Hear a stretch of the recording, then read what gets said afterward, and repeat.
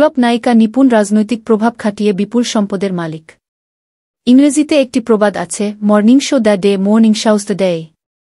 এই কথাটি খুব ভালোভাবেই মানিয়ে গিয়েছে চিত্রনায়িকা নিপুণ আক্তারের বেলায়। সিনেমার ক্যারিয়ারে নিপুণের প্রথম সিনেমা রত্নগর্ভা মা, যা আলোর মুখ দেখেনি এখনো। আর সর্বশেষ ছবি সুজন মাঝি দর্শক টানতে পারেনি একটুকুনো। আর মাঝখানে থাকা প্রায় অর্ধশত ছবিতে অভিনয় শুধু যেন ব্যক্তিস্বার্থে সিনেমাকে ব্যবহার করা। ক্যারিয়ারের শুরু থেকে বিভিন্ন রাজনৈতিক ব্যক্তিদের সঙ্গে ওঠা বসা তার। সিনেমার পর্দা থেকে মন্ত্রী, এমপিদের ঘরে যাতায়াত ছিল বেশি। ফলে ক্রমেই অভিনয়ের দক্ষতা থেকে রাজনৈতিক কুটিল চিন্তা ঝেঁকে বসে তার মাথায়। শুরু করেন অবৈধভাবে বিএফডিসিকে নিজের করে নেওয়ার প্রস্তুতি। সময়টা তখন 2022 সালের 28 জানুয়ারি। একদিকে মিশা জায়েদ প্যানেল আর অন্যদিকে কাঞ্চন নিপুণ পরিস্থ। এই নির্বাচনেও নিপুণ প্রভাব খাটিয়েছেন রাজনৈতিক ব্যক্তিদের। এক রাতেই দফায় দফায় নির্বাচনের ফল পরিবর্তন, সুপ্রিম কোর্ট থেকে হাইকোর্ট, রাজনৈতিক প্রভাবশালী লোকদের দিয়ে তারকাদের হুমকি, কি করেননি এই শিল্পী সমিতির নির্বাচন নিয়ে এই নিপুণ।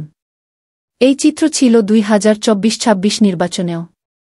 প্রথমে নির্বাচনের ফলাফল মানলেও কিছুদিন পর অনিয়মের অভিযোগ তুলে বাংলাদেশ চলচ্চিত্র শিল্পী সমিতির নির্বাচনের ফলাফল বাতিল এবং নতুন করে নির্বাচন অনুষ্ঠানের নির্দেশনা চেয়ে রিট করেছেন চিত্রনায়িকা নিপুণ আক্তার। এই যেন বিএফডিসির সোনার চেয়ার, যার উপর ভর করে সরাসরি রাজনীতিতে প্রবেশ করতে চেয়েছিলেন এই নায়িকা। রাজনীতি করুক আর নাই করুক, চিত্রনায়িকা তকমা লাগিয়ে খুব অল্প সময়ে সম্পদের প্রহার করেছেন নিপুণ আক্তার।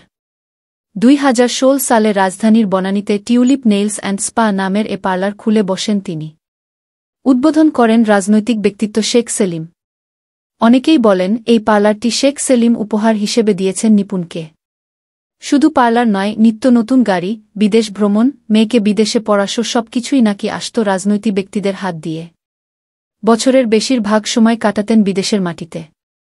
দেশে থাকলেও সিনেমার কোনো কাজে খুব একটা দেখা যেত না তাকে। যে সময়টা বিএফডিসিতে থাকতেন, সারাটা সময় চলত রাজনৈতিক ব্যক্তিদের পদচারণা। চলমান কোটা সংস্কার আন্দোলনেও খুঁজে পাওয়া যায়নি এই নায়িকাকে। তবে গত 17 জুলাই ভোরে বাংলাদেশ চলচ্চিত্র শিল্পী সমিতির অফিসিয়াল প্যাড ব্যবহার করে নিপুণ তার ফেসবুকে একটি পোস্ট দিয়েছেন। তাতে শুরু হয় নানা বিতর্ক। অনেকে বলেন বর্তমানে তিনি বাংলাদেশ চলচ্চিত্র শিল্পী সমিতির কোনো পদবিতে নেই। তাহলে তিনি কিভাবে সমিতির অফিসিয়াল প্যাড ব্যবহারের এখতিয়ার রাখেন, অনেকেই তা নিয়ে প্রশ্ন তুলেছেন। তবে বর্তমানে কোথায় খুঁজে পাওয়া যাচ্ছে না এই নায়িকাকে। ধারণা করা হচ্ছে বিদেশে নিজের মেয়ের কাছে চলে যাওয়ার প্রস্তুতি নিচ্ছেন নিপুণ।